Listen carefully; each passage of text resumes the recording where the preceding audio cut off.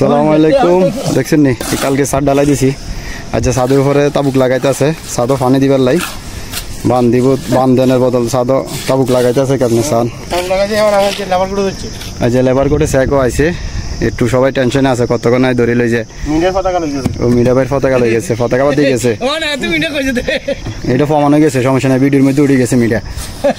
দেখছেন কিভাবে তাবুক লাগাইতে আছে হানিফ ভাই। ভাইকে মিডা ভাই মিডা কয় রে, নাম হয়েছে আসলে হানিফ ভাই, সবাই মিডা ভাই কয়, কারণ এবার কথার মধ্যে মিষ্টি বেশি, এই কারণে সবাই মিডা কয়। দেখছেন কিভাবে হানিফ ভাই মিডা ভাই তাবুক লাগায়, কেমনে চান